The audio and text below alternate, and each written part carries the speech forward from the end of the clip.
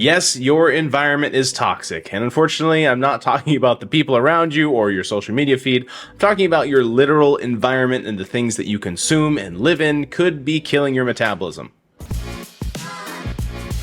Welcome back, Weight Warriors. If you're someone who's on a fat loss journey like I am, or you're planning to start one, you're in the right place. I'm Mike. I'm a fat guy who's trying to not be fat anymore by making lifestyle changes. All right, so before we get into the impact of environmental toxins, I do want to say that this is not something that should prevent you from going on a weight loss journey. It's not something that really should really influence your life more than just making a few minor adjustments to your lifestyle and choices that you make on a day-to-day basis. But with that said, I would say keep an open mind when it comes to environmental toxins. There was a lot more research that I found in support of some of the claims that I discovered in doing the research to this video than I really believed going into it. So it was a little bit eye-opening, but I also feel like there's not a great answer. So take from this what you will, and let's get into it. So the impact of environmental toxins, and more specifically looking at our weight loss journey and overall health, yeah, again, they do play a role and they do affect our health in some way. And when we talk about environmental toxins, they're really things that are all around us, lurking in our everyday lives.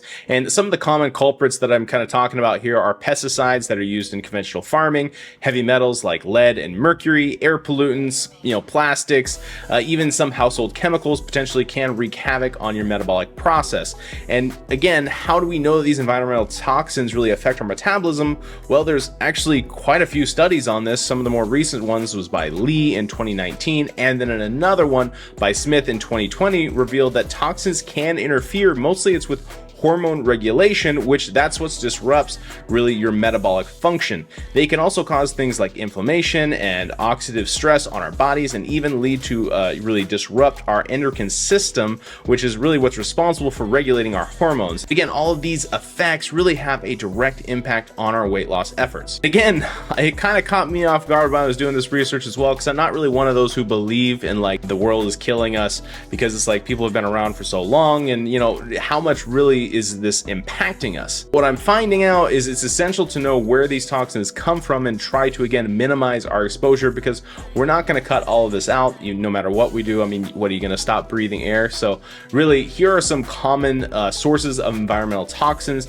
that are included, really that can contaminate food, water, air, all that kind of stuff. So like I said, I'm all about practical steps, things that we can actually do to improve our weight loss efforts in this whole weight loss journey. So getting practical, how can we minimize our exposure to these toxins? Well, here are some steps and strategies that I found that you can incorporate into your lifestyle. So the number one thing that I found was you can try to choose organic and locally sourced foods. Ideally, foods that you grow yourself would be the best case here, but I'm no farmer, and I'm not going to start growing my own food. That sounds just crazy even to say. So you can choose to shop organic and shop local. This does potentially reduce your exposure to pesticides and other contaminants. So if you opt for the more natural, non-engineered effort of food products, these things can be less toxic. However, the whole organic thing, it doesn't seem like it's very well regulated. And also there is some crazy stories of different people that I've heard with, these farms that claim they're organic. It's really the same exact stuff that they send in the non-organic. So take it all with a grain of salt, but try to opt for non-toxic things as you can. Other practical steps that you can take is filter your drinking water if you're in an area where obviously drinking water is suspect. You can also try to improve your air quality by opening windows or using air purifiers, again, depending on where you're at and what conditions are going on around you. Also, you can swap out harsh chemical cleaners with more eco-friendly alternatives. These are all very small changes, and again, the research is kind of shaky on whether they really do contribute to an impact. Outside of just heading out into the woods and trying to build a cabin, doing what you can to minimize this and lower your toxic exposure as much as you can is gonna be kind of a crapshoot, to be honest. But this video isn't just about how you can minimize your toxic exposure, which again, good luck. But this is also about it's very popular, and I've seen a lot of in doing this research about how people can like detox diet, you know, flush out your, you know, toxins that are built in your system. And it's like, and then they try to sell you a bunch of products that are going to help like flush you out and detox, where really our bodies are pretty amazing, and that they have this remarkable detoxification process already in place, and they can always use a little support, of course, but really the support is more natural support rather than taking any weird supplement. And most of the detoxification, I mean, comes from either, you know, some of it's from fasting, but a lot of it is, you know, you can have antioxidant rich foods, things like berries, leafy greens.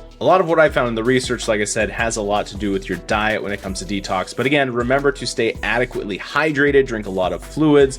You know, you can exercise to try to sweat some of the stuff out as well. And of course, getting adequate sleep so your body is recovering and rebuilding as much as it can. Yep, so detoxing is not as complicated as, you know, drinking a bunch of like cayenne pepper or something weird. It's really just doing the same old boring basics that we talk about, you know, good nutrition, good hydration, good sleep, and then, you know, let your body do its thing. So really, I encourage you to try to be mindful of what environmental toxins you are surrounded by, you know, whether you're in a farming community that's doing a lot of spraying, or you're working, you know, that's your occupation, that you have to work around a lot of it, you know, environmental toxins.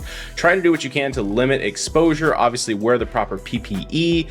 And again, if you're in an area like, yeah, I mean, I don't want to meme any areas, but if you're in an area that has bad water, filter your water. Try to eat organic or eat local if it's something that, again, you are concerned with, but do your best to take proactive steps, really, if you can, to minimize exposure, because the studies do show that it does have an effect on your really overall health.